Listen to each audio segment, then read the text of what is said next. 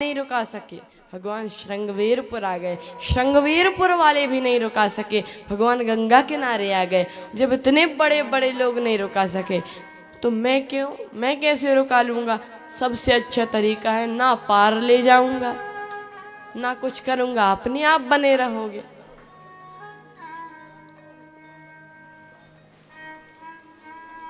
अब श्री राम जी बोले कि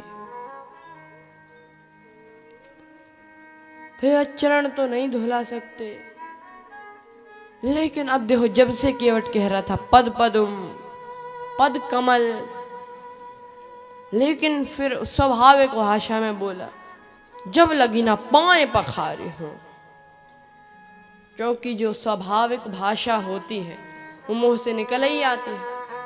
एक व्यक्ति बुंदेलखंड में आया, पढ़ा लिखा आदमी, उसको रामपुरा जाना था। सो एक व्यक्ति से बोला भैया ये गांव रामपुरा? सो बोला हाओ। अब उसको हाओ का मतलब समझ में ना आवे कि हाओ है कि रामपुरा। दूसरे से भैया ये गांव रामपुरा, हाओ। परेशान हो गया। तीसरे से भैया ये गांव रामपुरा, हाओ। एक पढ़ा लिखा आदमी मिला, उससे पूछा भैया ये गांव रामपुरा है? सो बोला जी हाँ। तो बोला यहाँ पर लोग हाओ हाओ हाओ कर रहे, पता नहीं क्या है ये हाओ। तो कहा जो लोग पढ़े लिखे नहीं होते वो लोग हाओ ऐसे कहते हैं, जो लोग पढ़े लिखे होते हैं वो जी हाँ ऐसे बात करते हैं। सो व्यक्ति बोला तो आप तो पढ़े लिखे होंगे? सो बोला हाओ। तो केवट भी पहले कह रहा था पद पदुम चरण कमल, लेकिन फिर बोला जब लगी ना पाए पखारी हो, जब तक आपके चरण कमल ना पाए नहीं पखार आप तो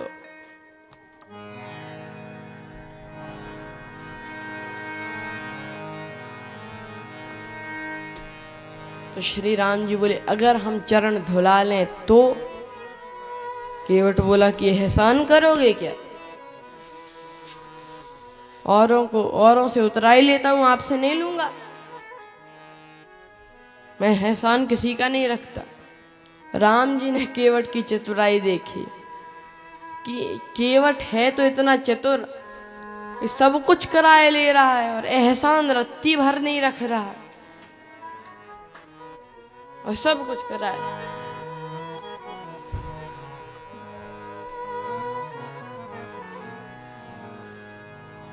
तो इतने में लक्ष्मण जी बोले कि प्रभु काहे को इस केवट के चक्कर में पड़े हो, दूसरा केवट देखो। केवट बोला बुला लो किसी और को, काम नहीं बनेगा। गैर मल्लाह आएगा हरगिज नहीं, गैर मल्लाह आएगा हरगिज नहीं, नाम लेकर किसी को बुला लीजिए, किसी को बुला लीजिए, नाम लेकर किसी को बुला लीजिए, पाँव अपना प्रभु जी धुला लीजिए, पाँव अपना प्रभु जी धुला लीजिए, पाँव अपना प्रभु जी धुला लीजिए, पाँव अपना प्रभु जी धुला लीजिए।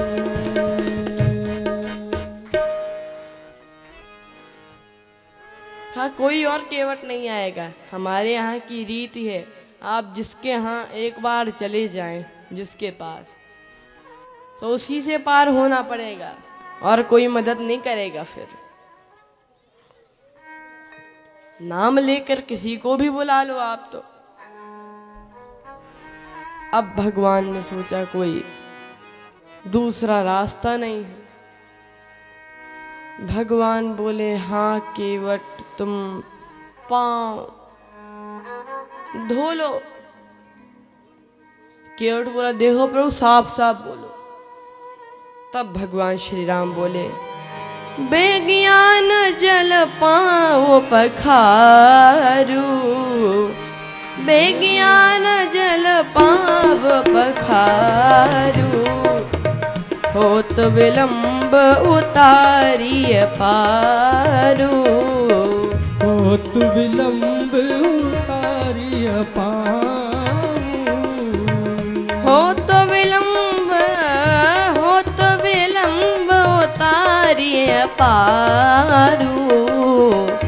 होत विलंब उतारिय पारू, होत विलंब उतारिय पारू। होत विलंब उतारिय पारू। तो विलंब हो रहा, चरण धो लो। केवट बोला ठीक है। केवट एक कठौते में जल लेकर आया, एक लकड़ी का बर्तन।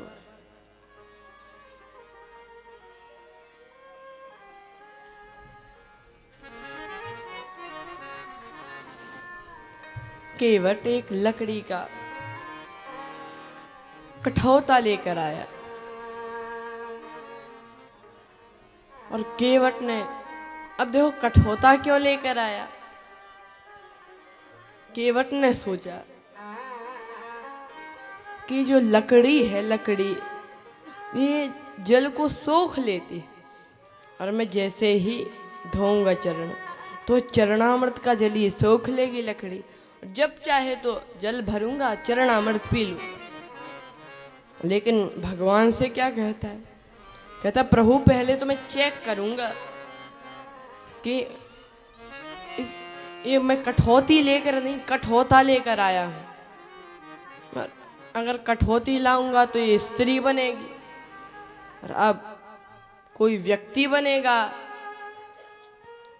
और अगर व्यक्ति बना तो उससे तो मैं काम भी करा सकूंगा। और प्रभु बन गया अगर कोई व्यक्ति इससे, तो फिर मैं आपको नाव में बिठा लूंगा, नहीं बना तो फिर तो देखा जाएगा। इतना चतुर केवट भगवान के चरण धो रहा है।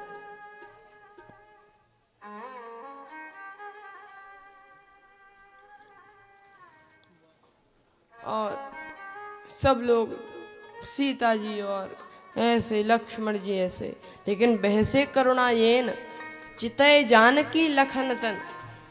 श्री सीता जी और लक्ष्मण जी की तरफ देखे, क्यों क्या तुम भी मुस्कुराओ, काहे को ऐसे उदास से बैठे हो, मुस्कुरा जैसे हम मुस्कुरा रहे। पता नहीं हमारी हंसी कहाँ चली गई। हंसी, अब कोई, सब लोग ऐसे, हंसी होनी चाहिए हमारे जीवन, बिना हंसी के क्या। तभी तो सुबह सुबह से पार्क में योग सिखाने वाले कहते हा हा हा हा करके हंसो। ये हंसना, हम लोग अब हंसते ही नहीं। एक व्यक्ति बोला, एक बार पार्क में, चिड़ियाघर में सारे जानवर हंस रहे थे, गधे को छोड़कर सारे जानवर हंस रहे थे।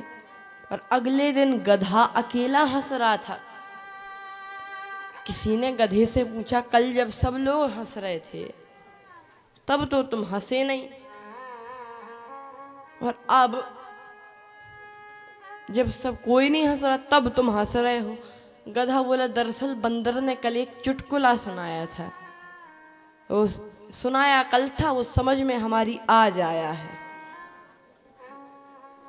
आपने कभी सुना है कि गौ माता हंसी, कि कोई व्यक्ति बोला आज रात हमारी बकरी बहुत जोर से हंसी, ठहाका मारकर हंसी? सुना आपने कभी जानवरों का हंसना? सुना? हंसने का मौका केवल आदमी को मिला है, तो आदमी हंसता नहीं है। मनुष्य देह, इस मनुष्य तन को ही हंसने का मौका मिला है, तो हंसिए। हमें हंसना बहुत जरूरी है। तो मैं आपको बता रहा था कि श्री राम जी मुस्कुराए, बेहसे कि तुम लोग भी हंसो। केवट ने चरण धोए, चरणामृत पान किया, सब लोगों को पान कराया। तब एक चरण धोया केवट ने, तो राम जी बोले केवट चरण धुल गए? तो केवट बोला हाँ धुला। तो तब तक राम जी ने चरण फिर रख दिया, फिर धूल लग गई, फिर रज लग गई। केवट बोला प्रभु वो तो पोंछ तो लेने देते मुझे अपनी ये फटती डुप, ये हमारे तौलिया से फटी डुपटी से पोंछ तो लेने देते, फिर लग गए और फिर धुलाने पड़ेंगे। लक्ष्मण जी बोले हो गया उद्धार। ये धुला, फिर ये धुला, फिर ये धुला, रज तो लग ही जाएगी। तो कहा नहीं प्रभु एक उपाय है। क्या? कहा कि आप दोनों चरण कठौते में रख लो। राम जी बोले क्या कह रहे हो, दोनों चरण रख लेंगे तो गिर नहीं जाएंगे? केवट बोला कि प्रभु एक काम करो, आप हमारे सिर पे हाथ रख दो, बस तो नहीं गिरोगे। लोग कहते हैं हमें सहारा मिल जाएगा अगर हमारे सिर पर हाथ रख दोगे। केवट बोलता है कि अगर आपको सहारा चाहिए तो हमारे सिर पे हाथ रखो। ये है केवट की सरलता। केवट कहता है अगर आपको सहारा चाहिए, और आज केवट के सिर पर भगवान ने हाथ रखा। केवट जैसा बड़भागी कौन?